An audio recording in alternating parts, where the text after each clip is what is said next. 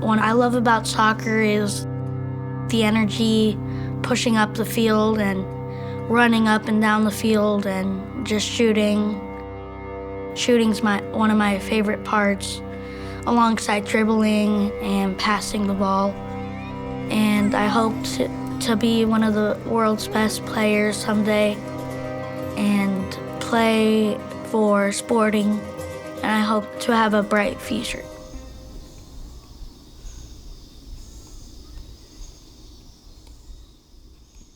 I can tell you that during the hardest days in our lives, right, we never lost hope, and we never said, I want to give up. I can't think of not being grateful for today, not being grateful for yesterday and every single day. And I just want, that's my hope for my kids, that they learn to love life in every single moment so much that even at the worst, they're still waiting and hopeful for tomorrow. The day that our family got the diagnosis, we had been fighting, a cough that he had for quite some time, and he had fallen asleep on top of my shoulder that day at church. And that's when I told my wife, I was like, hey, we need to take him back in, and we really need to really ask for them to do something, because it doesn't seem normal. I went home with my youngest one, and my wife took Matteo to the hospital. They were asked to take him to Children's downtown, and that's when they broke the news that he had cancer. So my wife called me, obviously crying, and told me what they said. And this was in the middle of the night. I think it was probably 2 a.m. at that point. And I called my mom and asked her to come right away to the house so she could stay with my youngest. And then I rushed to the hospital as fast as I could. And the thing I remember the most is my talk with God at that moment. And it wasn't angry, it wasn't upset. It was more just asking him to save my son, asking him to cure him and to save him. And the rest was just fear and not knowing what will happen next.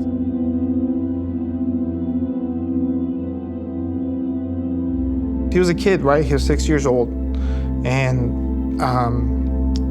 he didn't know. I don't know if he understood what was happening. We didn't tell him he had cancer. We didn't know how to explain that to a kid. We didn't tell him what was going to happen. We didn't tell him he was going to start puking, he was going to get tired, or that he was going to start losing his hair. We didn't tell him any of that.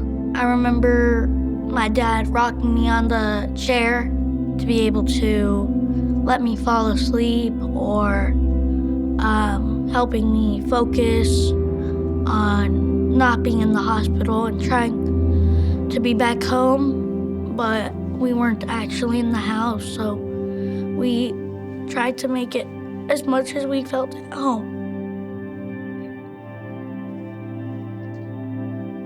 How did your dad and the rest of your family help you stay strong during those days? They gave me a feeling inside that I was still alive and trying to push up the field.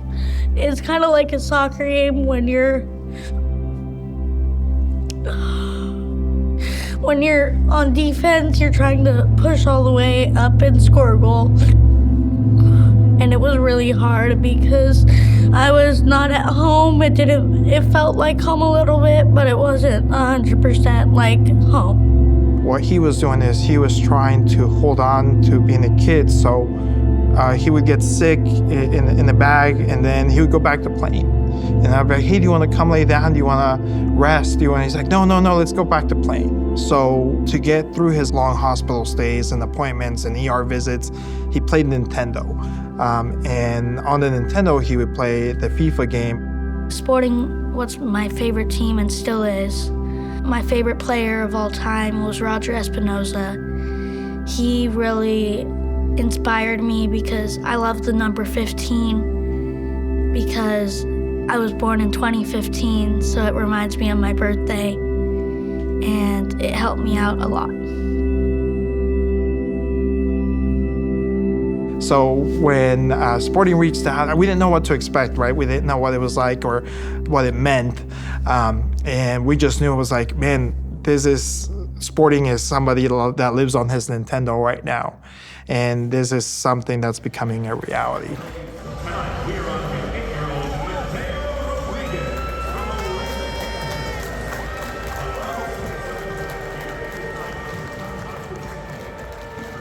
I think the most touching thing I'll always remember that still brings tears to my eyes is thousands of people, right? We're talking about 20,000 people just looking over your son and start chanting his name. Everybody's saying, Matteo, Matteo, Matteo. So,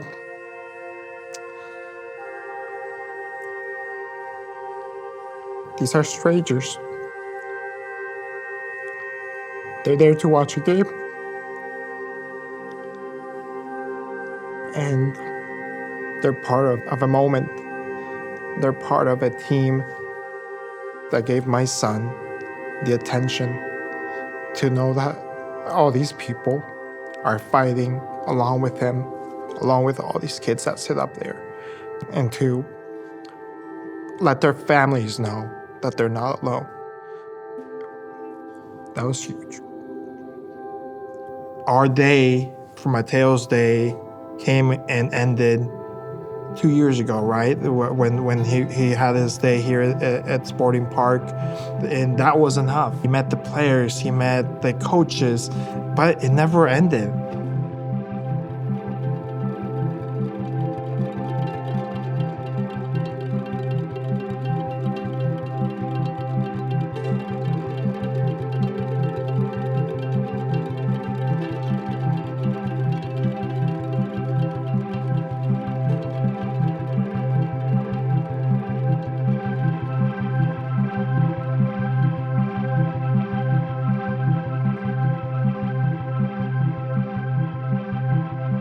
We're actually coming back from California, and on the airplane when we received a call from Chioma with the Victory Project, letting us know, hey, we'd like to invite you to meet Messi.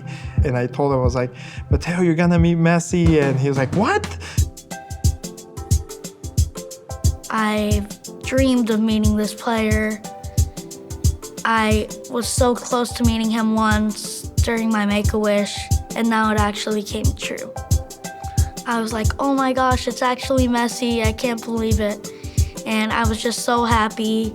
And then he put his hand out, and then I shook it, and then got to go to the game and watch them play. It was a dream come true. I will forever be a Sporting fan because they're more than just a team.